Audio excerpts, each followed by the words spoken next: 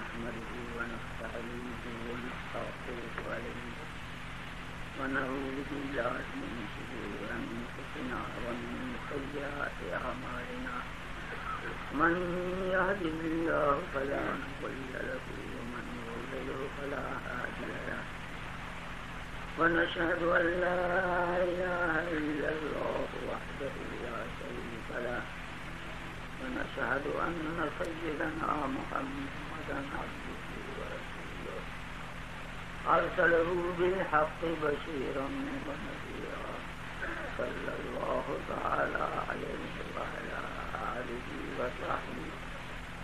وعلى آله وصحبه وبارك وسلم.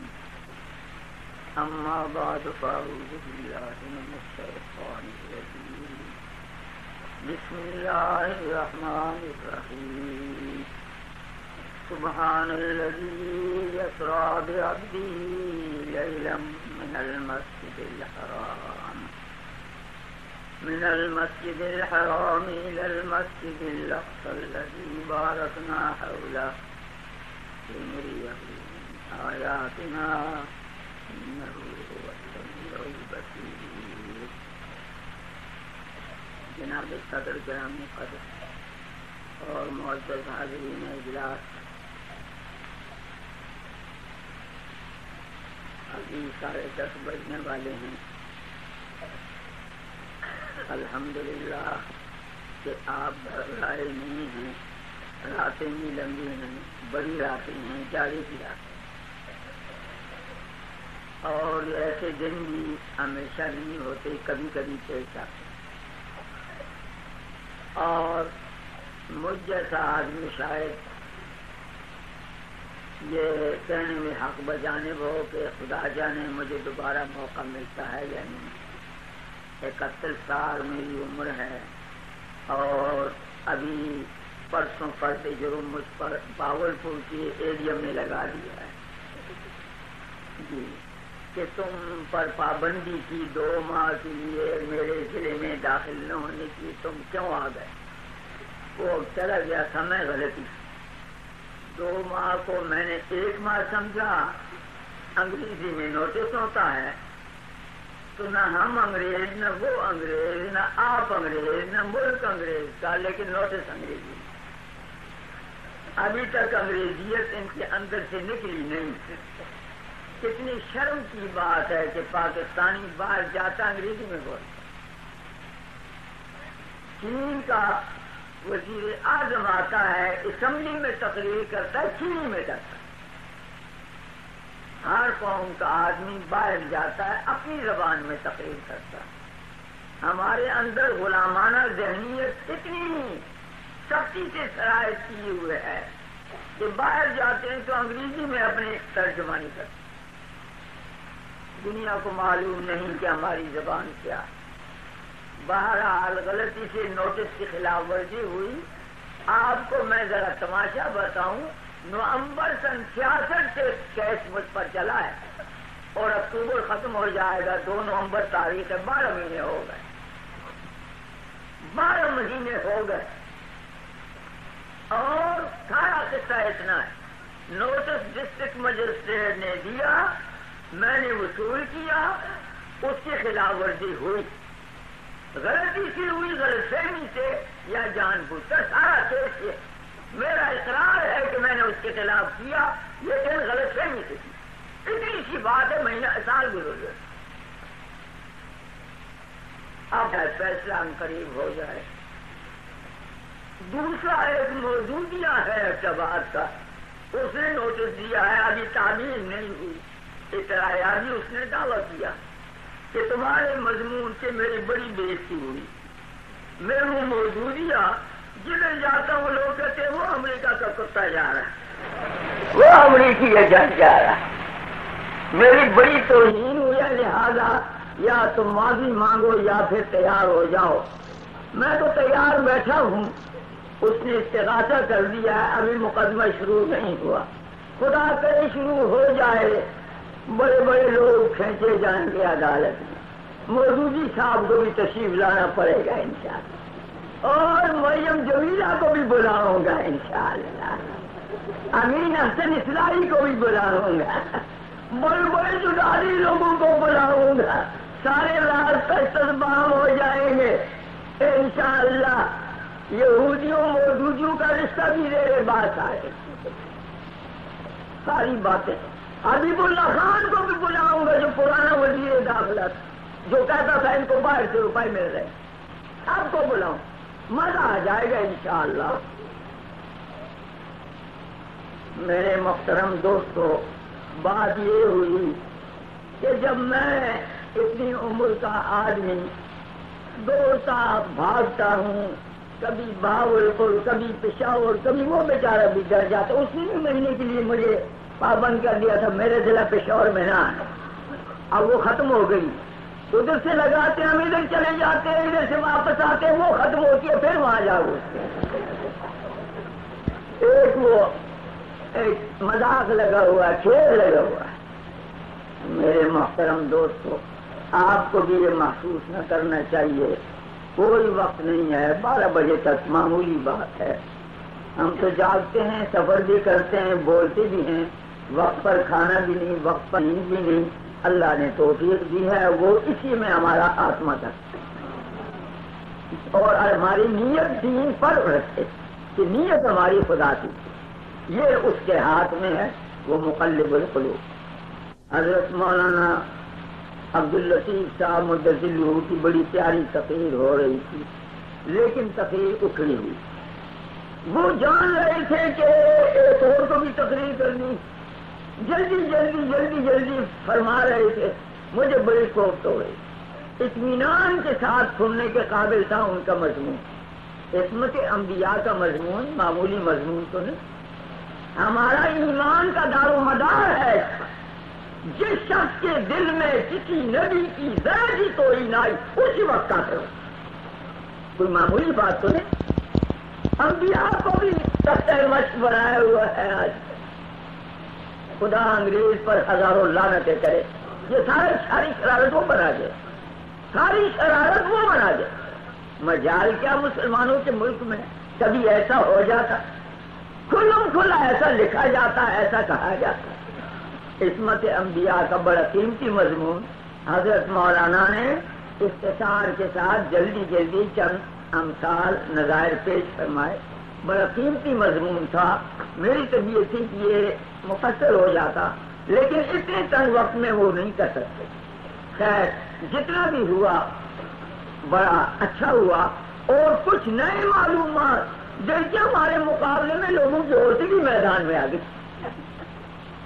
اور پھر بھی کہا رہی ہے کہ یہ عربوں کی شکست، یہ فرعون کی شکست، کتنی بہادر عورت ہے جی، بڑی بہادر عورت، بڑی بہادر عورت ہے، یہ تو مریم جمیلہ سے بھی بہادر نہیں تھی، جی ہاں، تم اپنی عورت کو خود اخبار میں لاتے ہو، ہم اس پر تنقید کریں گے، عربوں کی شکست، فرعون کی شکست، یہ تمہاری موجودگی کی شکست، یہ یہود، کسی نے اس واقعے کے بعد ایک موجودیہ مسلمان کو کہتا تمہارے ناصر کا کیا ہوا، اس نے آگے سے کہا تمہارے یہودیوں کا کیا ہوا، ہم تو سمجھتے ہیں کہ جو عربوں کی شکست پر خوش ہوتا ہے اس میں ایمان کی رسی ہے،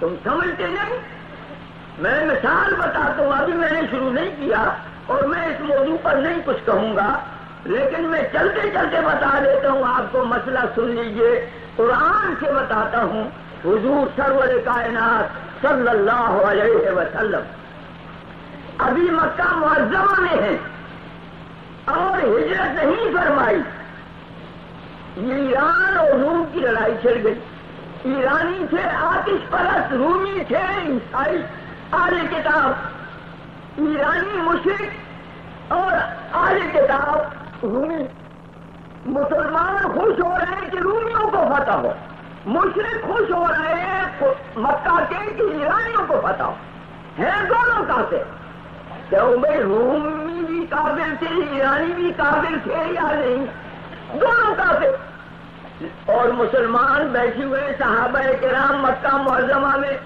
اور قریش کہتے ہیں کہ فتح ہو ایران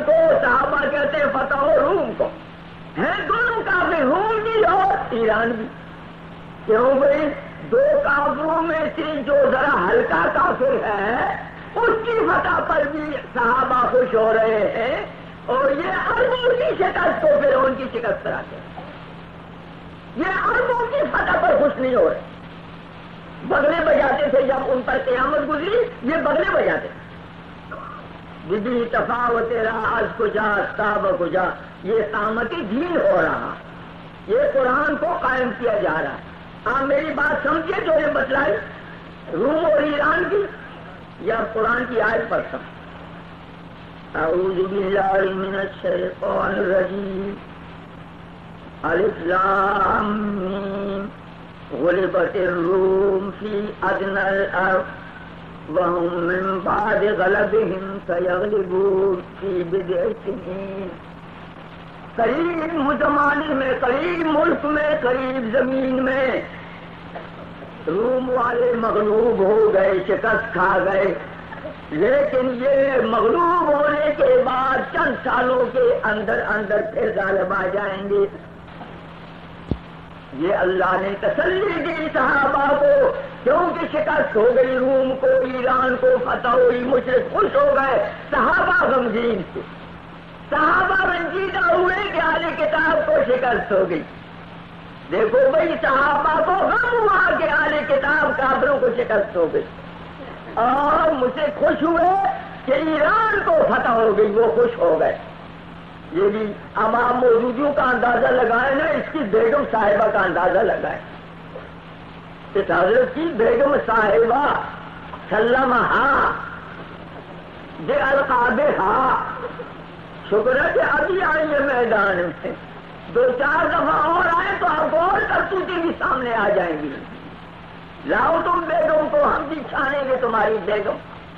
تم ہو کون؟ اس لیے تم نے بیگمات رکھی ہے کہ جب عربوں کو شکست ہو تو ان کو میدان میں لاؤ، اور پھر ہم سے کہو تم گالیاں دیتے ہو. تمہاری بیوی کیوں یہ کہتی اور تم اس کو کیوں اخبار میں چاہتے؟ پھر ہم اس کو چھوڑیں گے؟ پھر آگے دیکھیے اللہ تعالیٰ کی شان دیکھیے، صحابہ کو تسلی دیتے ہیں تم غمگین نہ ہونا، شکست ہو گئی رومیوں کو، مگر چند سال کے اندر وہم من بعد غلبہم سیغلبون فی بضع سنین، غالب آ جائیں گے پھر رومی. یومئذ یفرح المؤمنون، مسلمان اس دن پھر خوش ہوں. بھائی تسلی دی کہ نہیں؟ قرآن ہے قرآن. حالانکہ رومی بھی کافر، ایرانی بھی کافر. حضرت صدیق اور ابو جہل شرط مانتے ہیں. ابو جہل کہتا ہے کبھی نہیں کافر یہ رومی غالب ہوں گے. حضرت صدیق فرماتے ہیں ضرور غالب ہوں گے. قرآن پر یقین تھا، قرآن پر ایمان تھا. سو شرط لگائی گئی. بدر کی لڑائی میں ابو جہل مارا گیا، لیکن بیٹے کو وصیت کر گیا کہ شرط میں نے لگائی ہے دیکھنا. بھائی عربوں میں بات تھی، بات کے بڑے پکے تھے. کہ دیکھو میں نے ابو بکر سے شرط لگائی ہے جنگ چھڑی میں، تو شرط کا خیال کرنا. خدا کی شان تھی، چند سالوں کے اندر لڑائی پھر چھڑی اور رومیوں کو فتح ہوئی، ایران کو شکست ہوئی، مسلمان خوش ہوئے، مشرک غمگین ہوئے. اور حضرت صدیق نے وہ اونٹوں کی شرط وصول کی حضرت کی نہیں، وصول کھائی نہیں. اور شرط تھی وہ دارالکفر کی، یعنی مکہ معظمہ میں جہاں کفر کی حکومت تھی اس زمانے کی شرط، اور پھر کھائی نہیں. لیکن ذلت ہوئی کافروں کو. قرآن سے ثابت ہو گیا کہ نہیں؟ میں اس میں بات نہیں کرتا. ناصر کو تم برا کہہ لو، ناصر کو تم اچھا کہہ لو، ناصر کو تم فاسق کہہ لو، ناصر پر تم فتوے لگا لو.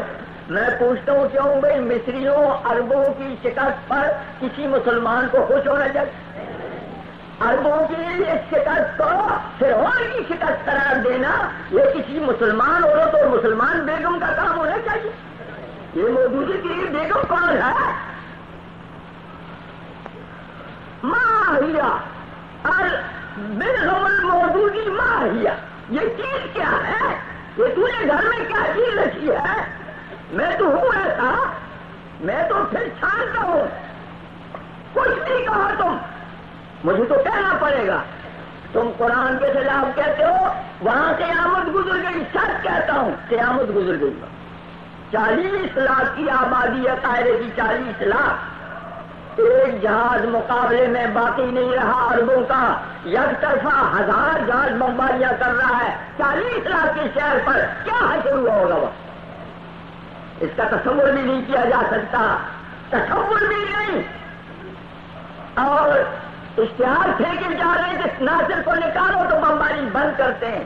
میں ان کی ایمان کی داد دیتا ہوں کہ شکست کے بعد ناصر خود استعفا دیتا ہے، دھرنا مار کر بیٹھ جاتے، 40 لاکھ لوگ روتے، استعفا واپس لو، تمام مسلمان عرب حکومتیں کہا دیتی ہیں کہ استعفا واپس لو۔ ناصر کی تمام مخالفت کرتے تھے، تم اس کو یہودی کہتے تھے، سارے عرب ملکوں نے اس کو مجبور کیا دائیں دے دے کر کے خدا کے لیے استعفا واپس لو۔ آج تمام دنیا کی سیاست کا مرکز ناصر ہے۔ وزیر خارجہ یا نمائندہ آتا ہے برطانیہ کا تو ناصر کے پاس بات چیت ہو رہی ہے، واشنگٹن میں اقوام متحدہ کے لوگوں کی تو ناصر کے نمائندوں کے ساتھ، شاہ حسین دورہ کرنے جاتے ہیں تو ناصر سے مل کر بات کر کے جاتا ہے، بومدین ماسکو جاتا ہے تو ناصر سے مل کر ہدایات لے کر جاتا ہے۔ تم ہو کہاں؟ یہ ناصر اس کے مقابلے میں جانسن اس کے پیشاب کے برابر ہے۔ امریکہ کا جانسن، وہ امریکہ جو ساری دنیا کو کون ڈالر سپلائی کر رہا ہے، ساری دنیا کو ہتھیار سپلائی کر رہا ہے، اتنی بڑی مضبوط حکومت کا جانسن صدر ہو، اس کی حیثیت کیا ہے؟ سارے ملک میں اس کے خلاف آج امریکہ میں جلتے ہو رہے کہ تم نے ویتنام میں ہم کو مروا دیا۔ آج سارے امریکہ میں خود جانسن کے خلاف جلتے ہو رہے ہیں، ٹھیک ہے اخبار میں ہے کہ نہیں؟ آج ڈیموکریٹک پارٹی خود اس کی پارٹی اس کے خلاف جلسے کر رہی۔ جانسن کی کیا حیثیت ہے ناصر کی شخصیت کے مقابلے؟ ویلسن کی کیا حیثیت ہے؟ کتنے بڑے ملک، اتنی طاقتوں والے، ایک آدمی ہے تمہارا ہمارے غازی جمال ناصر، جمال اپنا دکھا رہے ہیں، ہمارے غازی جمال ناصر کمال اپنا دکھا رہے ہیں، تمام یورپ کے بندروں کو وہ انگلیوں پر نچا رہے ہیں۔ کاش ایسے فرعون نہ ہوتے دنیا میں، ناصر تو ہیرو ہے اس وقت، اس کے مقابلے کا لیڈر نہیں دنیا کے پاس۔ آپ نے سنا یہ اقتباس لندن والے کیا کہتے ہیں کہ عنقریب ناصر سے معروف ہونا پڑے گا، اس کے پس منظر تھا گیا۔ مرتضی وزیر تھا قاہرہ کا، اس کو امریکہ نے پیشکش کی تھی 2.5 کروڑ ڈالر کی، تم ناصر کو زندہ گرفتار کر کے امریکن چھٹے باری بیڑے کے حوالے کرو۔ 2.5 کروڑ ڈالر کی پیشکش تھی، اور اندر کیا تھا؟ فوجی کمانڈر ملا رکھے تھے سی آئی اے نے، سی آئی اے امریکہ کا سی آئی ڈی محکمہ کس طریقے سے کام کرتا، ایک ہاتھ کرتا دوسرے کو پتہ نہیں لگتا، افسروں کو فوجیوں کو ملا رکھا تھا۔ یہ جو تارے دے رہے تھے یہاں کتب کتب کتب کتب، ساری دنیا کو ناصر کافر ہے، بے ایمان ہے، اسلام سے خارج ہے، علماء کا دشمن ہے، تباہ کر دیا، یہ ہے وہ، یہ سب باقی امریکہ جا رہا تھا، باقی یہودی جنگ قریب ہونے والی تھی۔ ناصر کی مقبولیت کو ختم کرو، عربوں کی ہمدردی سے ہٹاؤ، مسلمانوں کی ہمدردی ہٹاؤ۔ جب اس کو رگڑا دیا جائے گا تو کوئی اس کا حامی مددگار نہ ہو، اس کے حق میں بات کرنے والا نہ ہو۔ لیکن اللہ تعالیٰ نے جمیعت علماء اسلام کو توفیق بخشی، ہم نے یہودیوں کے کرنے والے یا یہودیوں کے طرح کا پراپگنڈا کرنے والے موجودوں کا منہ سارے ملک میں بند کر۔ ہم چیلنج کرتے ہیں، آؤ تم کوئی موجودی اتحاد علماء کا نام لے کر آؤ، کوئی اور نام لے کر آؤ، آج تم ناصر کے خلاف تقریر کرو، تمہاری پٹائی ہوتی ہے یا نہیں؟ تم کو پتہ لگ جائے۔ میں آپ سے کہتا ہوں کل یا آج میں نے نوائے وقت دیکھا، مجھے بڑا صدمہ ہوا، ابھی تک مضامین ناصر کے خلاف جاری ہیں، ابھی تک خوب زور شور سے نوائے وقت مضامین ناصر کے خلاف لکھ رہا، ان کا پرچار۔ اور یہ بات آپ نے سنی، ذرا دماغوں کو کھولو، یہ بات مولانا نے فرمائی، آپ نے سنی کہ ناصر پر کتنا ظلم ہوا؟ یہ اخباروں نے لکھا، عام اخباروں نے کہ فرعون کا بت کھڑا کیا، اس کے نیچے قرآن دفن کیا۔ بھلا یہ کچھ کافر بھی کر سکتا ہے؟ کتنا جھوٹ، کتنی بکواس یہ موجودی اخباروں نے مشہور کی خبریں یہودی گھر گھر گھر بھیجتے رہے اور یہ پھیلاتے رہے، ان کا رشتہ ہے۔ اچھا، مصری سفارت خانہ تردید کرتا ہے، ایک اردو کا اخبار نہیں چھاپتا۔ کیا بات ہے؟ امریکہ کا روپیہ کام نہیں کر رہا؟ ساری گالیاں دو مجھے، اخبارات کوئی پرواہ نہیں، تم اخباروں میں گالیاں لکھو، میں زبانی دنیا کو واقف کراؤں گا کہ امریکہ کا محکمہ سیاسی کتنا کام پاکستان پہ کر رہا ہے، اور ہماری حکومت خاطر غفلت میں سوچ، ہماری حکومت کو پتہ نہیں ہے کہ ملک کے اندر کیا ہو رہا۔ آخر میں پوچھتا ہوں کہ مصر ناصر کے خلاف الزام ہے، اتنا سنگین الزام کہ قرآن اس نے جو بت کے نیچے دفن کیا، اور سفارت خانہ اس کی تردید کرتا ہے۔ پاکستانی اخبار کیوں نہیں چھاپتے؟ وہ بات چھاپتے، تردید کیوں نہیں چھاپتے؟ آپ سمجھ گئے کہ یہاں کوئی کالا کالا ہے دال میں کہ نہیں؟ اور میں بتاؤں، میرے بارے میں موجودیوں نے اخباروں میں لکھا کہ اس نے تقریر میں کہا ہے کہ دیسی شراب پیا کرو تاکہ زر مبادلہ بچا کر۔ یہ میرے بارے میں لکھا، میں نے بڑی تردیدی کی، کون مانے اخباروں میں بھیجا، کون چھاپے۔ میں نے 70-80 روپیہ خرچ کر کے پریس کانفرنس بلائی لاہور میں، سارا مضمون ہو چھاپا، شراب والی بات کسی نے نہیں چھاپی۔ بتلائیے آپ، اب میں کیا کروں؟ لکھنؤ کا اخبار صدق ہے، اس نے میرے خلاف لکھا، دیکھو پاکستان کا ایک مولوی کیسی بات کہہ رہا ہے، خوب اس نے مذاق اڑایا۔ اب جب نئے اخبارات تردید کرتے ہیں، ان بیچاروں کا کیا قصور ہے؟ وہ تو کہیں گے کہ یہ مولوی نے بات کہی ہے۔ میرے پاس ایک ہی جواب ہے، آپ اس جواب میں شریک ہو جائیں سارے، لعنت اللہ علی الکاذبین، پڑھ دو سارے لعنت اللہ علی الکاذبین۔ اس کے سوا ہمارے پاس کوئی جواب۔ یہ سپاس نامہ ہے، میری تعریف ہے، میں نہیں چاہتا تھا کہ یہ ہو، رہنے دیجیے، اس سے میرے نفس نہیں بگڑتا الحمدللہ۔ اب ان باتوں سے خدا نے آگے کر دیا ہمیں۔ اگر آپ نے یہ تعریفیں سنی تو جو گالیاں ہم کو اخباروں میں آتی ہیں وہ بھی تو آپ نے پڑھی ہوں گی نا۔ آپ کو معلوم ہو کہ میں نے شورش کشمیری کی ہے، گالی کا جواب اب تک نہیں دیا۔ آپ نے پڑھا کسی اخبار میں میرا جواب؟ مجھے مرزائی بھی گالیاں دیتے ہیں، مودودی بھی دیتے ہیں، اور مجھے پرویزی بھی دیتے ہیں، اور مجھے ٹوڈیان کرام بھی دیتے ہیں، مجھے انگریز کے وفاداران ازلی بھی دیتے ہیں، مجھے ہر قسم کے لوگ دیتے رہے، دیتے ہیں۔ چلو ایک کا اضافہ ہو گیا، ہزاروں میں ایک کا اضافے سے کیا فرق پڑا؟ کچھ نہیں، الحمدللہ، کوئی بات نہیں۔ البتہ بے دینی پر ناراض ہیں، ناخوش۔ موجودی کی تعریف نہ کرو، ہم کو 10,000 گالی دے دو، کوئی عرض نہیں، ٹھیک ہے بھائی، 10,000 گالی دے دو، کوئی عرض نہیں، ہم معاف کرتے، لیکن اپنا ایمان تباہ نہ کرو، اپنا ایمان تباہ نہ کرو۔ موجودی فتنہ مرزائیت سے زیادہ خطرناک فتنہ ہے۔ مرزائیت کی سرکوبی امیر شریعت جیسی ہستی نہ ہوتی تو مشکل ہے بات کی نہیں۔ علماء دیوبند چڑھائی کر کے قادیان گئے، آل انڈیا مجلس احرار اسلام نے آل انڈیا کانفرنس تبلیغی قادیان میں رکھی سن 34 میں بھی گیا، جبکہ احرار میں شریک بھی نہیں تھا، اس سے اگلے سال شریک۔ بڑی قوت کے ساتھ مقابلہ ہوا، انگریز ان کی پشت پر تھا۔ لیکن یہاں کیا ہو رہا ہے؟ یہاں تو دور دراز کے تعلقات قائم ہیں۔ یہاں تو صدیق نعیم صدیقی تعریف کر رہا ہے کہ امریکہ کا موقف صحیح ہے جو حملہ کر رہا ہے ویتنام پر۔ بھائی ویتنام کے سلسلے میں دنیا کی کوئی طاقت امریکہ کو اچھا کہتی ہے؟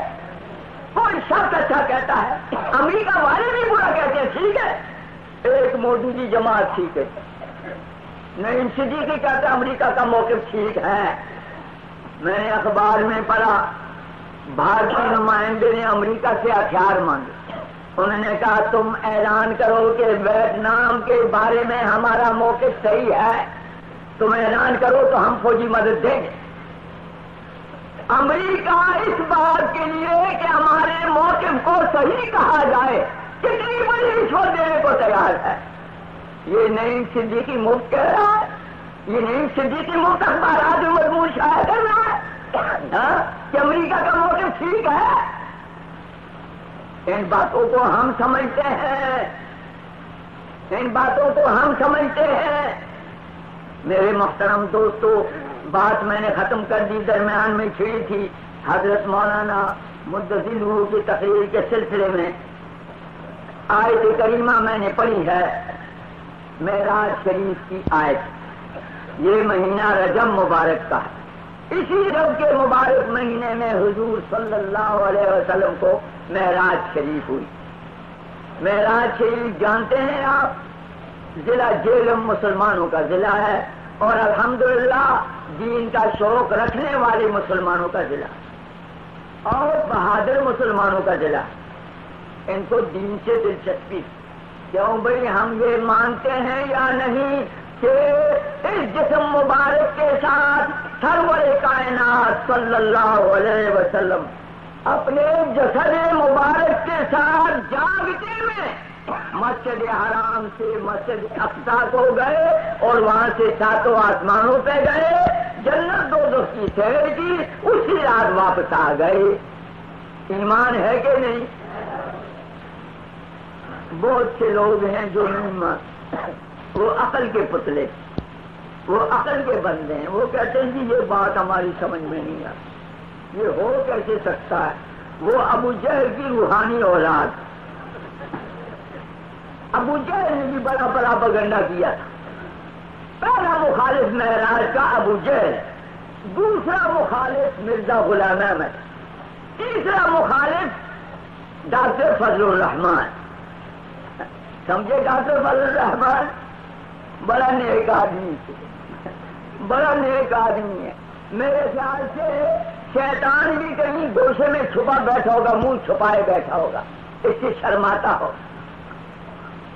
فضل الرحمان ابلیس اعظم، ڈاکٹر فضل الرحمان ابلیس اعظم۔ یہ کیوں کہتا ہوں؟ تاکہ مجھ پر مقدمہ چلائے اور تاکہ میں عدالت میں ثابت کروں گی یہ ابلیس اعظم ہے۔ کبھی کہے شراب حلال، کبھی کہے سود حلال، اور کبھی کہے مردار حلال، کافروں کا ذبیحہ اور تکبیر کرتے چھوٹی وہ حالات۔ میں نے پنڈی میں اعلان کیا جامع مسجد میں کہ کوئی جانور اس طرح کا مردار ہو جائے وہ فضل الرحمان کے گھر بیٹھ جائے۔ چلو مردار کا بھی ایک مصرف نکل آیا۔ لاہور کے ہوٹلوں میں ایک اہرائی دوست کا ہوٹل ہے، اس میں کبھی کبھی جا کر کھا لیتا ہوں مرغی شرغی، اور اس سے ڈرتا ہوں۔ باہر کی مردار مرغیاں آ کر بکتی ہے لاہور اور پکتی ہے ہوٹلوں، سمجھے؟ لیکن ان کو آپ براہ راست وہ مرغیاں پنڈی پہنچانی چاہیے، فضل الرحمان کے گھر پہنچا دینی چاہیے۔ اس کا مطلب نکل آیا مردار اور فضل الرحمان ہزاروں روپیہ تنخواہ کھاتا ہے، ہماری تنخواہ کھاتا ہے، سرکاری تنخواہ کھاتا ہے۔ ایوب خان ان کی سرپرستی اس کی کر رہا ہے، اس کو پال رہا ہے، اس سانپ کو پال رہا ہے، بچھو کو پال رہا ہے، درندے کو پال رہا ہے، ابلیس اعظم کو پال رہا ہے۔ کیا کریں ہم؟ کہاں جائیں؟ کہاں جائیں؟ ان فضل الرحمانوں کا، مودودیوں کا، پرویزیوں کا، مرزائیوں کا علاج ہم ایک ہفتہ میں کریں، لیکن ہم ایوب خان کے ساتھ کیا کریں؟ مشکل یہ بھائی سمجھے کہ نہیں؟ ہمارے لیے مشکل یہ، ایوب خان کو تو بہرحال سمجھانا پڑے گا، یا سمجھانا پڑے گا یا ووٹوں میں گرانا پڑے گا، دو ہی باتیں ہیں۔ سمجھانے کی بھی طاقت ہماری ختم ہو گئی۔ میرے خیال سے 5 ملاقاتیں میں نے کی، 3 یا 4 ملٹری کے زمانے میں ایک جنگ بندی کے بعد ایک وقت کے ساتھ، اور الحمدللہ اپنا فرض سارا ادا کیا، بات ذکر کیا، سب فرض اپنا ادا کیا۔ آپ سے اب بات کہتا ہوں، کوئی حرج تو نہیں ہے نا 12 بج جائیں تو؟ 12 بجاؤں گا انشاءاللہ، بولوں گے 12 بجے گے۔ جب ہم ملے جناب محترم صدر ایوب خان صاحب سے جنگ بندی کے بعد، میں اور جناب شیخ حسام الدین صاحب رحمت اللہ علیہ، ایک بہادر جوان مرتے مر گیا، لیکن اثر اس کی نہیں گئی باطل کے مقابلے میں جو اثر اللہ نصیب کرے گا۔ آپ سے بتاتا ہوں، خواہش یہ تھی کہ میں اندر جا کے مر جاؤں، نہیں تھا، مقدر نہیں تھا۔ بڑا بہادر جوان، وہ بھی تھے، مفتی صاحب بھی تھے، میں بھی تھا۔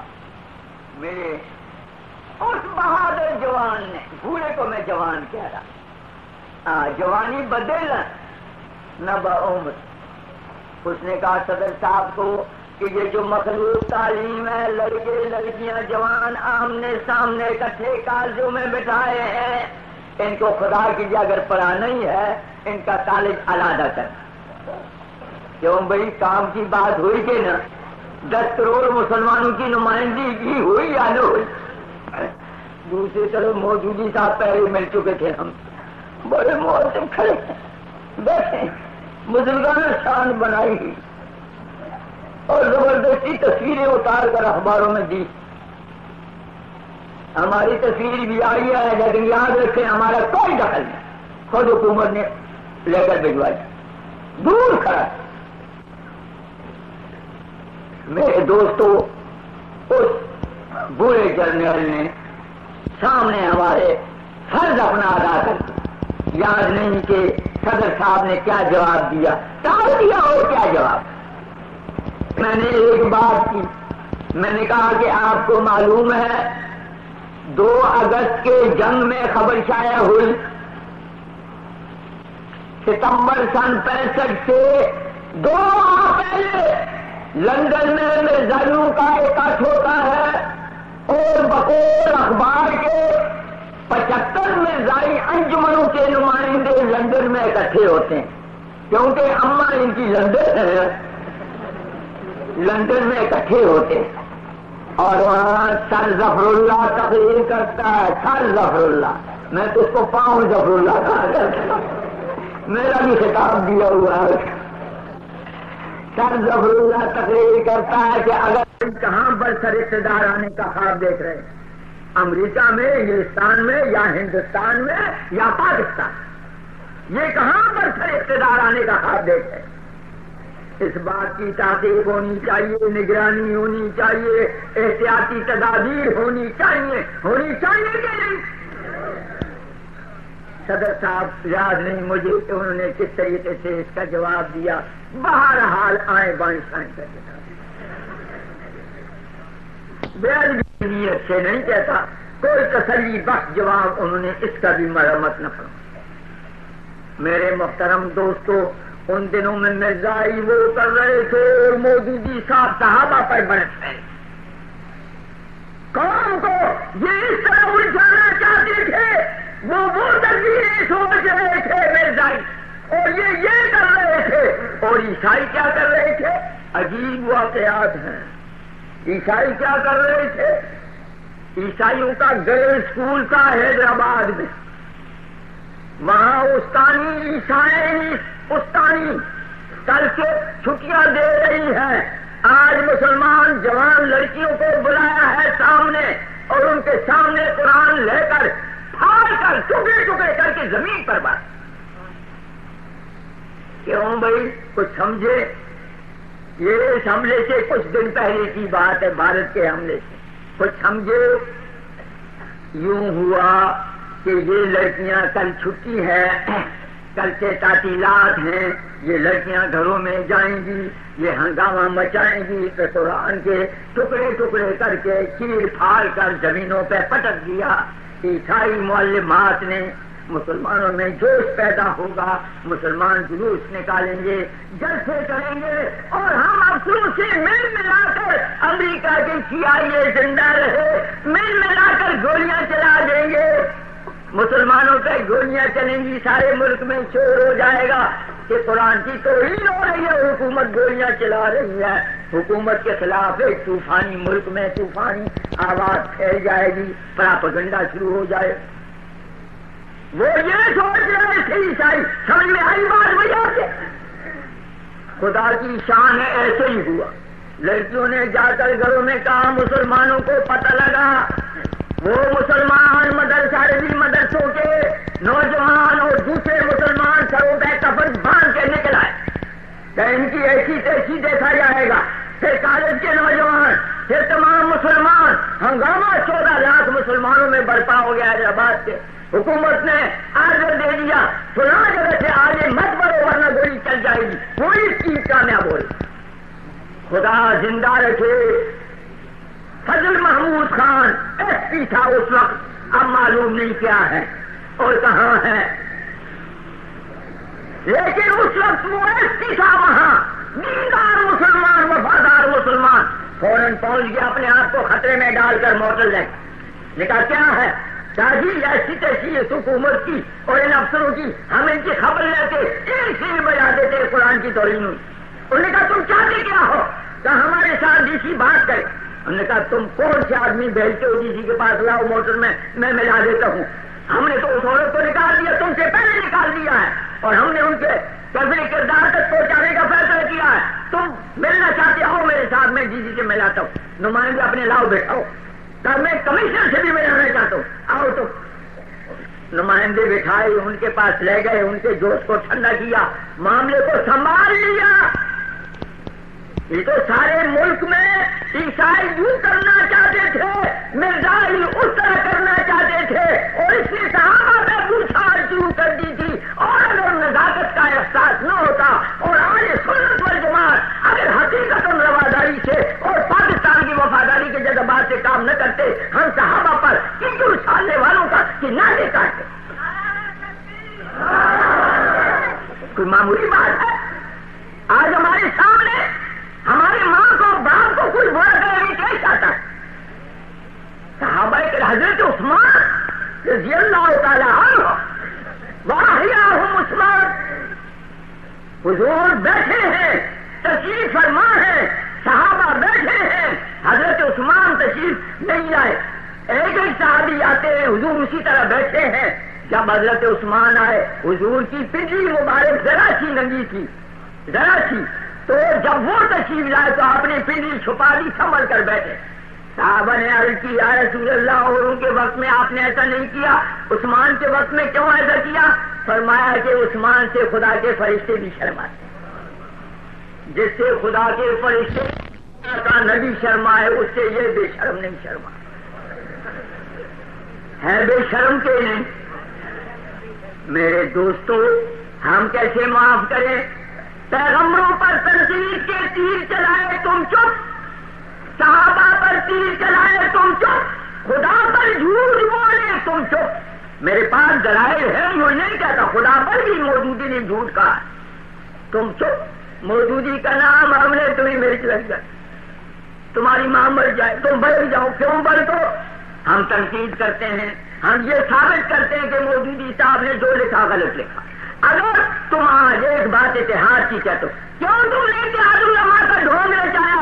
جمیعت علماء کی مخالفت، علماء کی مخالفت اور نام اتحاد علماء، برعکس نام زمین ہن کابو۔ بھائی تم اگر اتحاد چاہتے ہو، آج ہو جاتا ہے، آج ہو جاتا ہے۔ وہ کیا؟ تم موجودی کو کہو کہ رسول اللہ کی شان میں جو گستاخی کی، حضرت موسیٰ علیہ السلام کے شان میں جو گستاخی کی، حضرت داؤد علیہ السلام کی شان میں جو لکھا کہ نفس، خواہش نفس شریف کی ان کے پاس، خواہش نفس، اور حضرت یونس علیہ السلام کی شان میں جو گستاخی کی، ان کو کتابوں سے نکال دی۔ حدیث کے خلاف جو لکھا وہ کتابوں سے نکال دے۔ اور یہ جو لکھا کہ شریعت سزائیں غیر سارے سوسائٹی میں ظلم ہے، شریعت کی سزائیں، یہ کفریہ لفظ نکال دے، اور ایک بات وہ نکال دے جو اس رسالے میں لکھی ہے کہ مسلمانوں کو، امیر کو، صدر کو اختیار ہے کہ شریعت کا جو حکم چاہے وہ مصلحت دین کے لیے بدل سکتا، یہ لکھا ہے، یہ نکال دو 5 بات، پھر تمہاری ساری خرافات ہم برداشت کر لیں، تمہارے غلط مسئلے ہم برداشت کر لیں، فروعی اختلافات برداشت کر لیں، پھر ہماری مخالفت ختم ہو جائے گی۔ تم یہ عبارتیں، یہ چیزیں کتابوں میں لکھو، کتابیں الماریوں میں رکھو، لوگوں کو پڑھواؤ، یہ کتابیں بیچو، دنیا میں پھیلاؤ۔ ہمارے پاس نہ قارون کا خزانہ، نہ امریکہ کے پیسے، نہ ایوب خان کے پیسے، نہ کوئی سرمایہ دار ہمارے ساتھ چلے، ہمارے پاس ایک زبان ہے، ہم زبانی تبلیغ بھی نہ کریں، تم بھی پھر اسلام پر ظلم ہوگا کہ نہیں؟ الحمدللہ میں آپ کو مبارکباد پیش کرتا ہوں کہ کراچی سے لے کر پشاور تک، لاہور تک اور ڈھاکہ سے لے کر سلٹ تک تمام پاکستان میں ہم نے ان کو ننگا کر کے رکھا بغیر سرمایہ۔ ان کے تنخواہ دار ملازم ہیں 200 روپیہ، 500 روپیہ، 1200 روپیہ۔ وہ جو دارالعلوم کا ملازم تھا اس کی تنخواہ 1200 تھی لاہور۔ تمام ضلعوں میں تنخواہ دار ملازم روپیہ کہاں سے آتا؟ یہ میرے خلاف چٹان کو خریدو، ہر ضلع میں مفت بیچو، رسالے کہہ لکھو، مفت بیچو، مفت تقسیم کرو، ہر ضلع میں حساب لگاؤ، خریدو، مفت تقسیم کرو۔ یہ پیسہ کہاں سے آتا؟ ہمارے پاس پیسہ نہیں، لیکن ہم نے تمہارا ناطقہ بند کر دیا کیونکہ حق کی طاقت ہمارے ساتھ۔ حق کے سامنے ایوب خان کو بھی جھکنا پڑے گا، حکومت کو بھی جھکنا پڑے گا، سیاسی پارٹیوں کو بھی جھکنا پڑے گا، اسلام کے سامنے ہر مسلمان کو جھکنا پڑے گا۔ جھکنا چاہیے کہ نہیں؟ میرے محترم دوستو، ایک حدیث سنا دیتا ہوں، کلکم راعٍ وکلکم مسئول عن رعیتہ۔ یہ وہ حدیث ہے جس کو میرے بھائی نے اعتبار میں پڑھ کر سنایا۔ تار پر وہ معطل ہوا، پروفیسر تھا، تار پر اس کو معطل ہو گیا۔ اس نے یہ کہا تھا کلکم راعٍ وکلکم مسئول عن رعیتہ، تم میں سے ہر ایک چرواہا ہے، راعی ہے، حاکم ہے، بادشاہ ہے، اور اس سے اس کی رعایا کے بارے میں پوچھا جائے گا۔ باپ گھر کا بادشاہ ہے، اولاد گھر والوں کے بارے میں پوچھا جائے گا۔ چودھری محلے کا رائی ہے، محلے والوں کے بارے میں پوچھا جائے گا۔ چیئرمین رائی ہے، اس حلقے کے بارے میں، کونسل کے بارے میں اس سے پوچھا جائے گا۔ تحصیلدار سے تحصیل کے بارے میں پوچھا جائے گا، اے سی سے تحصیل کے بارے میں، ڈی سی سے سارے ضلع کے بارے میں پوچھا جائے گا، کمشنر سے ڈویژن کے بارے میں پوچھا جائے گا کہ یہاں ناچ رنگ کیوں ہوا، یہاں ڈانس کیوں ہوا، جوا کیوں ہوا، رشوتیں کیوں چلی، غریبوں پر ظلم کیوں ہوا، غریبوں کی رپورٹ کیوں نہیں درج ہوئی، اور یہ غریبوں کے لیے یہ غلہ کیوں مہنگا ہوا، نمازیں کیوں یہ لوگ نہیں پڑھتے تھے، اور رمضان کی بے حرمتی کیوں ہو رہی تھی، یہ جوا کیوں ہو رہا تھا، یہ بے پردگی کیوں ہو رہی تھی، یہ جشن کیوں منائے جا رہے تھے، یہ ڈانس کیوں ہو رہا تھا، اور تم اپنی مسلمان بہنوں کو کیوں نچا رہے تھے۔ یہ ساری ذمہ داری ڈویژن کے افسر پر ڈویژن کی ہوگی، گورنر صاحب پر سارے مغربی پاکستان کی ذمہ داری، اور صدر صاحب پر سارے پاکستان کی ذمہ داری۔ ٹھیک ہے کہ نہیں؟ حضور کا ارشاد ہے کلکم راعٍ وکلکم مسئول عن رعیتہ۔ اجلاس میں صوبائی اسمبلی کے میں نے ایک تجویز بلکہ بل پیش کیا کہ اس ملک میں زنا رضامندی والا بھی جرم ہو، جبری بھی جرم ہو، اور چکلے کے اندر بھی جرم ہو، باہر بھی جرم ہو، عورت کو بھی سزا دی جائے، مرد کو بھی سزا دی جائے، سزا بھی شرعی ہو۔ یہ میں نے بل پیش کیا، کیوں بھائی ٹھیک بل تھا۔ آپ کو معلوم ہونا چاہیے کہ زنا اس وقت منہ کالا کرنا رضامندی سے ہو تو جرم نہیں، آپ کو نہیں معلوم ہوگا۔ جیلوں کے مسلمان کہتے ہوں گے کہ الحمدللہ انگریز کے سارے قانون ختم ہو، انگریز کا قانون موجود ہے، زنا بالجبر جرم ہے، رضامندی سے آزاد مرد عورت جوان اپنا منہ کالا کریں کوئی جرم نہیں، کوئی جرم نہیں. پولیس سے پوچھو، وکیلوں سے پوچھو، آج تک یہ قانون موجود. اور جرم ہے دوسرا نکاح کر لینا چیئرمین کی اجازت کے بغیر. جو دوسری شادی کرے گا چیئرمین کو درخواست دے گا، چیئرمین آ کر تھرمامیٹر لگا کر دے دے تب اجازت دے گا. چیئرمین دوسرے کا ہوگا، شادی کرنے والا راتوں رات بیوی جا کر پاؤں پڑے گی اس کے، اور رشوت کا دروازہ کھل جائے. کیوں بھی قانون غلط ہے کہ نہیں؟ اچھا جناب، ایک بیچارے نے شادی کر لی دوسری، لیکن چیئرمین سے اجازت نہیں لی. چیئرمین بھی آپ کے ہاں کی طرح نہ تھا. یہاں تو کچھ اچھے لوگ ہیں نا، ہمارے یہاں وہ چور مین. اس نے رپورٹ کر مقدمہ چل گیا، بلایا گیا عدالت میں، مرد کو بھی عورت کو بھی. مرد سے پوچھا تم نے اس عورت کے ساتھ شادی کی؟ کہا نہیں سرکار. کوئی وکیل ٹکر گیا، سمجھا دیا مکر جاؤ. یہ بھی ایک نئی قوم ہے انگریز نے پیدا کی ہے. نے کہا تم نے اس کے ساتھ نکاح کیا؟ تھا کوئی نہیں سرکار، کوئی نکاح نہیں. کہ یہ کس کے ساتھ ریٹی شیٹی ہے؟ کہ ریٹی شیٹی میری ساتھ ہے. کیسے رہتی ہے؟ کہ سرکار بن گیا رانا دوستانہ ہے پرانا. نکاح نکاح کچھ نہیں. اچھا، اور اس کو بلایا، اس سے پوچھا تم نے اس مرد کے ساتھ شادی کی؟ کہ کوئی نہیں. کہ نکاح تھا؟ کوئی نہیں سرکار. کہ ریٹی کس کے ساتھ؟ کہ ریٹی شیٹی گزارے اسی کے ساتھ کرتے ہیں. کہ کیسے؟ کہ پرانا یارانہ دوستانہ فرض ہے. اچھا، نکاح بالکل نہیں؟ کہ بالکل نہیں. چلو پھر خیر ہے بھائی، جاؤ. نکاح نہیں تو خیر بھائی. نکاح ہوتا تو 5000 جرمانہ، 1 سال قید کی سزا. نکاح نہیں تو خیر بھائی، جاؤ. نکاح کے بغیر 20 حرامی عورتیں گھر میں رکھ دو، 20 دستانیں رکھ دو، 20 حرام کی رکھ دو، جرم نہیں. نکاح کی 1 بھی رکھ دو، جرم. 5000 جرمانہ، 1 سال قید کی سزا. یہ ہے آئینی قانون. بھئی قرآن کے خلاف ہے کہ نہیں؟ قرآن کہتا ہے ایک شخص اپنی بیوی کو طلاق دیتا ہے، خدا اس طلاق کی بیماری کو روک دے. مردوں کو توفیق دے کہ طلاق کی عادت نہ ڈالیں. یہ نکاح طلاق کے لیے نہیں ہوا کرتا، نکاح گھر بسانے کے لیے، آباد کرنے کے لیے اور اس کو باقی رکھنے کے لیے ہوتا ہے.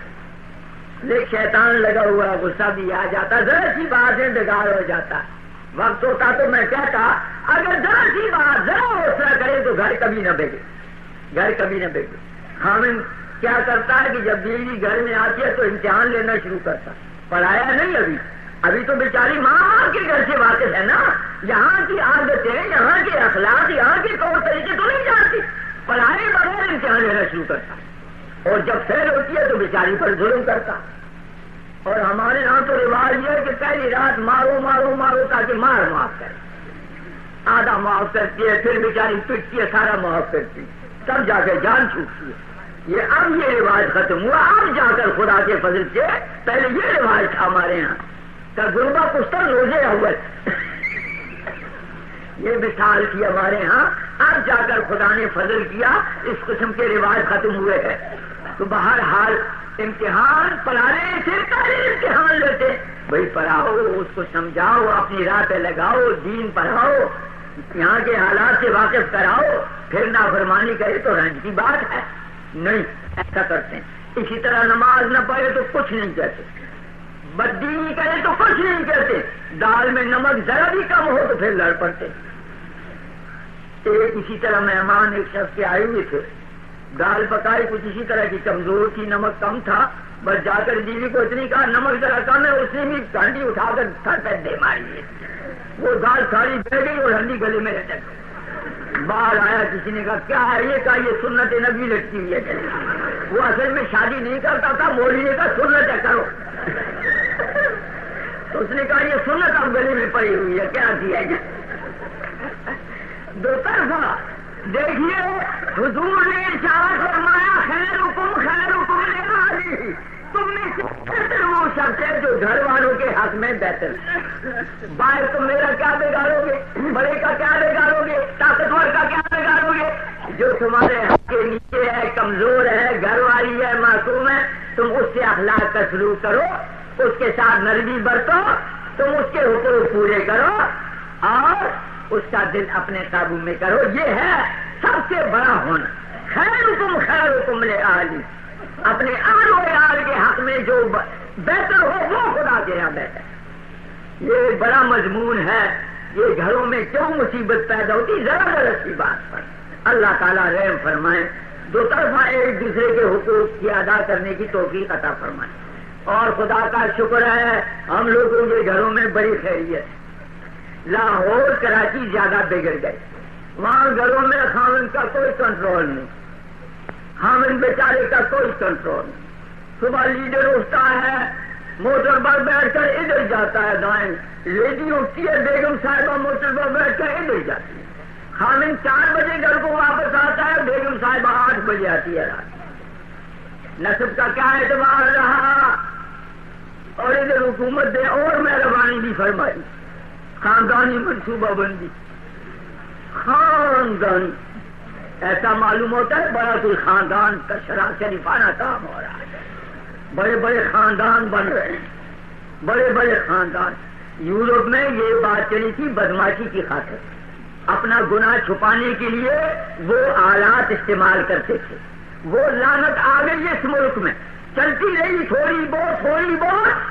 موجودہ حکومت نے آ کر اس کو ہماری تہذیب میں داخل کیا کہ روکو، لڑکوں کو آنے سے، بچوں کو آنے سے روکو. درخت زیادہ ہوگا وہ بچے کم جماؤ، اعلان کر دیا. درخت بہت پیدا کرو، بچے کم پیدا کرو. یہ زیادہ ہوئے تو بھوکی قوم مر جائے.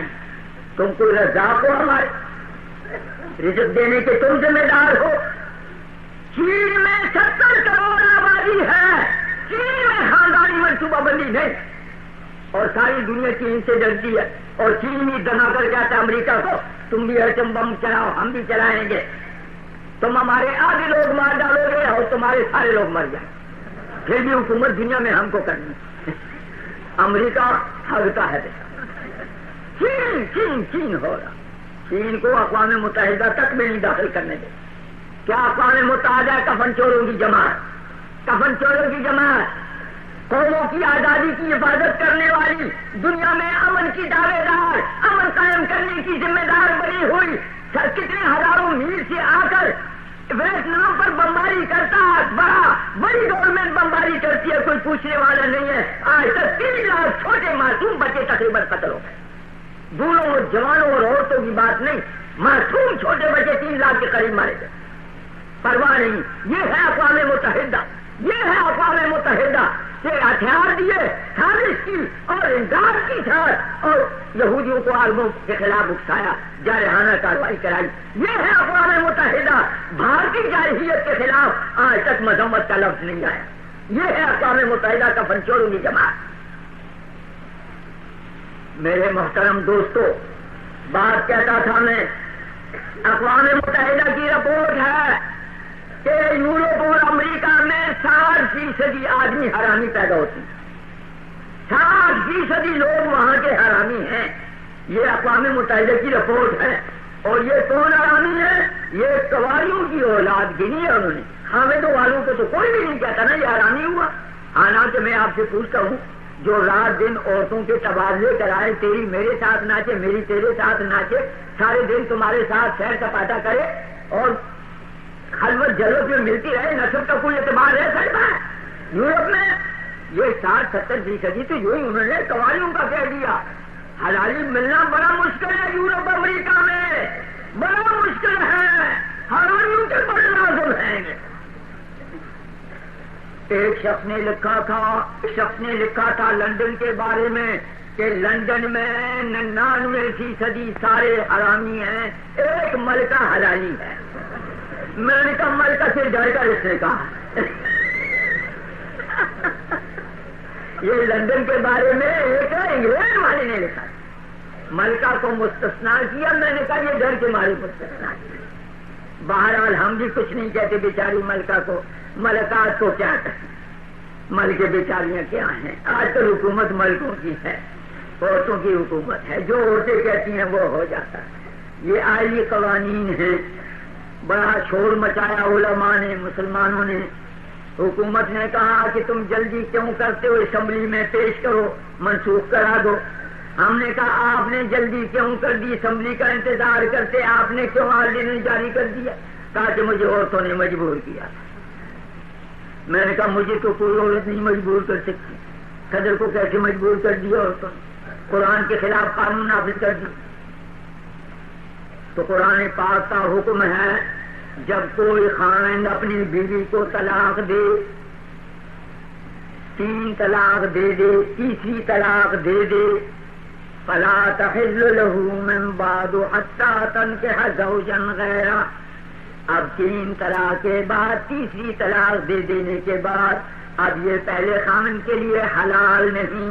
فلا تحل، حلال نہیں جب تک کہ عدت نہ گزر جائے، دوسرا خاوند نہ کر بیٹھے، وہ خاوند طلاق نہ دے دے، پھر اس طلاق کی عدت نہ گزر جائے پہلے خاوند سے نکاح نہیں کر سکتی. یہ مسئلہ حدیث کا بھی نہیں، فقہ کا بھی نہیں، قرآن پاک کا مسئلہ ہے. لیکن حکومت نے اعلان کیا، آئی قانون میں درج کیا کہ چیئرمین صاحب صلح کرا دے تو بس حلال ہو گئی. چیئرمین صاحب صلح کرا دیں تو بس گھر آباد کر لیں، پھر طلاق نہیں واقع ہوئی. کیوں بھائی؟ چیئرمین صاحب خدا کے حرام کو حلال کر سکتا ہے؟ آج چیئرمین کہے میں خدا کے حرام کو حلال کر سکتا ہوں، ہم اس کا منہ پھیر دیں گے. ہے بات کہ نہیں؟ ہے ایمان کا تقاضا کہ نہیں؟ ہم نے حکومت کو کہا تھا، تب کہا تھا جب ماشاء اللہ کی تلوار ہمارے سروں پہ لٹک رہی. اور سچ میں جب حکومت نے یہ قوانین نافذ کیے، اور اس زمانے کے کتب حضرت مولانا احمد علی صاحب لاہوری رحمت اللہ تعالی علیہ، ان کی صدارت میں دلی دروازے کے باہر میدان میں اجلاس ہوا. 80 علماء پاکستان سے آئے، تازہ تازہ ماشاء اللہ لگا ہوا تھا. سارے ملک میں کوئی جماعت جلسہ نہیں کر سکتی تھی. یہ حضرت لاہوری کی کرامت تھی کہ ہمارا جلسہ ہو گیا.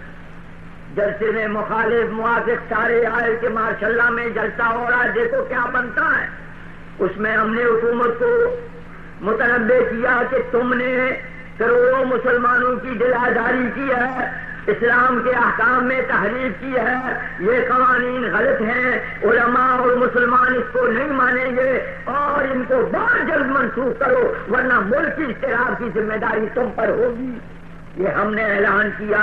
حضرت لاہوری نے فرمایا رحمت اللہ علیہ کہ اگر حکومت علماء پر ہاتھ ڈالے گی تو ڈال کر دیکھ لے خدا کیا کرتا ہے. سبحان اللہ، اللہ اکبر. حکومت سوچتی رہی کیا کیا جائے، کیا کیا جائے، کیا ہو گیا یہ. آخر مجھے اور حضرت رحمت اللہ علیہ کو نوٹس دیا کہ تم 6 مہینے تک لاہور سے باہر نہیں جا سکتے، میٹنگ اٹینڈ نہیں کر سکتے، تقریر نہیں کر سکتے اور جلسوں میں شریک نہیں ہو سکتے. حضرت لاہوری رحمت اللہ علیہ تو تقریریں فرماتے رہے، میں کمزور تھا، دبتے رہ گیا، لاہور سے باہر نہیں جاتا. حضرت ایک ولی اللہ کی زبان مبارک کے لفظ سے خالی کیسے جاتے. اور اگر اس وقت حکومت ہار ڈال دیتی، میں نے کہا اگر اس وقت کو داروگیر کے مشق کرنی ہے تو اسٹیج پر 80 علماء بیٹھے پہلی قسط کے طور سے گرفتار کرے. ہر قرآن کے لیے مسجد ہے بات کے نہیں. اس قرآن کے قانون کی حفاظت ہمارا فرض ہے. اس کا یہ مطلب نہیں کہ ہم ایوب خان کے دشمن یا پاکستان کے دشمن یا ملک کے دشمن. ملک پر بات آئے گی ہم اپنے سینا سے پر ہوں گے. جیسا کل تمام ملکی علماء نے جہاد پر تقریروں کی چندے کی ہے لاکھوں، اور خود ہم نے لاہور میں پورے سارا دن لے کر کام کیا. پھر ہم کریں گے، لیکن قرآن کے خلاف قانون بناؤ گے ہم اس قانون کو ٹھکرا دیں گے. ہم تمہارا غلط قانون کبھی نہیں مانیں گے. اور تم اگر قرآن کا مخالف قانون منسوخ نہ کرو گے ہمارا بس چلے گا، تم کو ووٹ نہیں دیں گے. ٹھیک ہے بات کے نہیں؟ دیکھو خفا خوش ہونے کی بات نہیں ہے. آپ نے تاریخی جلسوں میں اعلانات کیے تھے کہ سفید کاغذ لاؤ میں دستخط کر کے دیتا ہوں، آئین کو مسلمان کروں گا، قانون کو مسلمان کروں گا. ہم آپ سے وعدہ وفا چاہتے ہیں، ایفائے وعدہ چاہتے ہیں. ہم کچھ نہیں کہتے، وعدہ پورا. ٹھیک ہے بات کے نہیں بھائی؟ جمعیت علماء اسلام یہ نہ کرے تو پھر جمعیت علماء کا وجود کس لیے ہے؟ ہم تو اسلام کے نام سے روٹی کھاتے، اسلام کے نام سے لوگ ہم کو سلام کرتے، ڈپٹی کمشنر کو سلام ڈر کے مارے کرتے، ہم کو سلام دین کی خاطر۔ ہم تو دین کے نام پر زندہ ہیں، ہمارے باپ دادا نے یہ دین یہاں تک پہنچایا، ہم اس دین کو مہدی علیہ السلام تک پہنچائیں گے انشاءاللہ تبارک و تعالی۔ ہم اس کو تحریر کرنے تھوڑی دیتے ہیں۔ جمعیت علماء اسلام اس ملک میں قرآن کا قانون چاہتی، اسلام کا قانون چاہتی۔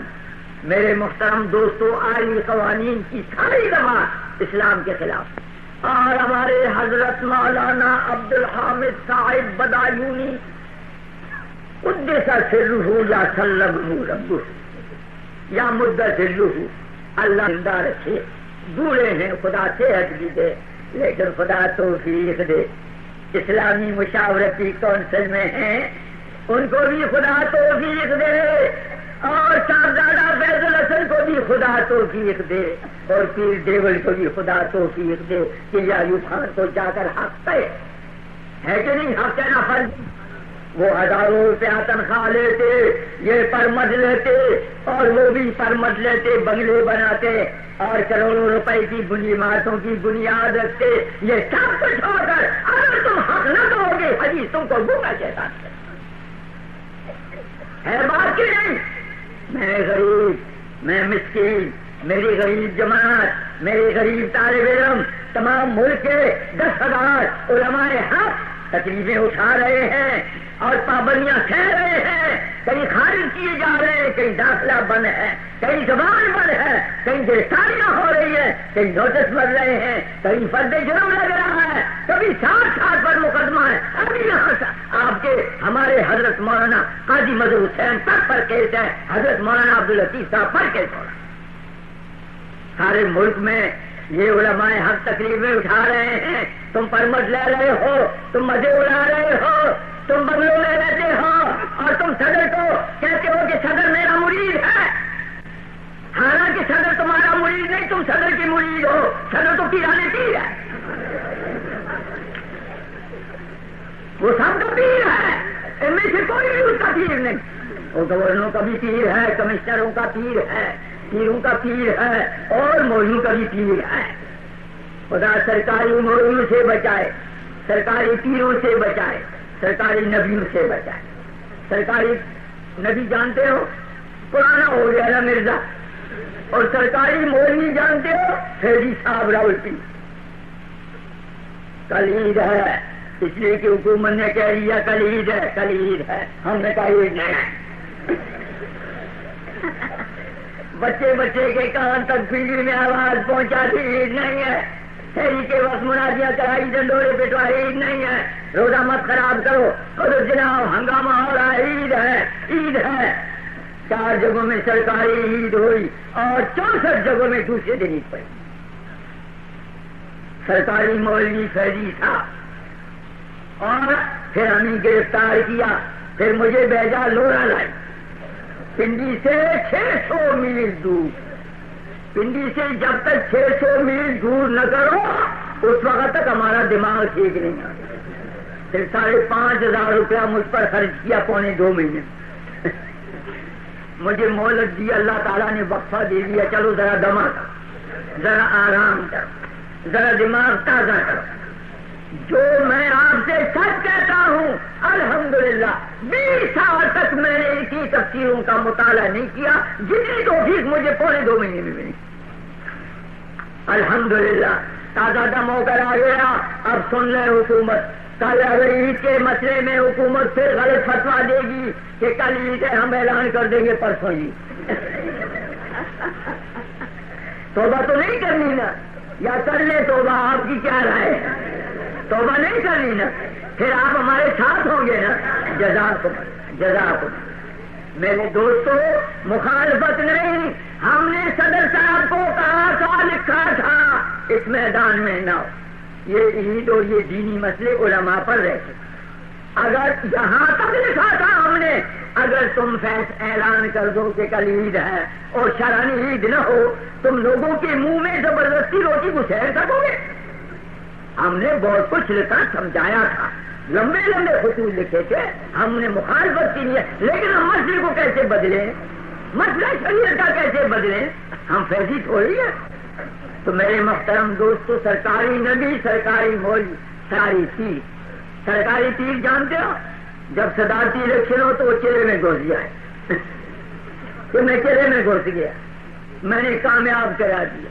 میں نے کہا جب کشمیر کی جنگ تھی تو آپ چہرے میں کیوں نہیں گھستے تھے؟ اور جب بیت المقدس جا رہا تھا تو تم کیوں چہرے میں نہیں گھسے؟ اگر تم بیت المقدس کے جانے سے خوش ہو تو تم مردود ہو گئے، اور اگر خوش نہیں تو تم چلے میں کیوں نہیں گھسے؟ اور اگر تمہارا چلے میں گھسنا ڈھونگ ہے تو تم نے صدارتی الیکشن میں کیوں ڈھونگنا چاہا؟ ٹھیک ہے کہ نہیں؟ سمجھ کر زندہ بن کر حاضر دماغی کے ساتھ آج کل دنیا میں رہو. بڑا خطرناک ہوا، بڑا خطرناک ہوا.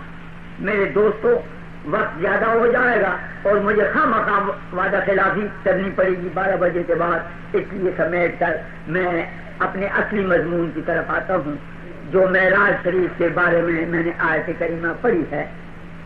معراج کا پہلا منکر کون؟ ابو جہل. اس نے پراپگنڈا شروع کیا. دیکھا تم نے؟ تمہارا پیغمبر دیکھا، کہتے راتوں رات 2 مہینے کا سفر کر کے آسمانوں سے بھی ہو رہے ہو. بہتوں کو گمراہ کر ڈالا. خوش تھا کہ آج ابو بکر کو بھی گمراہ کروں گا. آیا حضرت صدیق کے پاس آیا تاکہ ابو بکر کو دیکھو بات سنو، اگر کوئی شخص یہ کہے کہ میں راتوں رات 2 مہینے کا سفر کر کے مسجد اقصی سے واپس ہو آیا ہوں، ٹھیک ہوگا؟ انہوں نے فرمایا نہیں، ایسا نہیں ہو سکتا. پھر تمہارا ساتھی تو یہ کہہ رہا ہے کہ انہوں نے کہا ہے وہ ضرور ہوا ہے، وہ ابھی اس نے کہا تو ہوا ہے، وہ تو منٹ میں ہر والوں سے بات کرتا ہے. ان کا کیا کہنا؟ اس دن سے حضرت ابو بکر کا نام صدیق پڑے، حضرت صدیق رضی اللہ تعالی عنہ. میرے دوستو، پھر کفار نے تنگ کرنا شروع کیا. معراج کی بات میں، مسئلہ معراج ہم نے بہت دفعہ سنا ہے، میں اس میں کچھ نہیں کہنا چاہتا. میں یہ کہنا چاہتا تھا پہلا منکر اور پراپگنڈا کرنے والا ابو جہل. دوسرے نمبر پر مرزا غلام احمد قادیانی. اس نے کیا کہا کہ یہ معراج جسمانی نہیں ہے، یہ تو خواب کا قصہ ہے. ایسی خوابیں تو مجھے بھی آتی رہتی. میں نے کہا شکل تو دیکھو ذرا حضرت کا، تصویر دیکھی آپ نے میری؟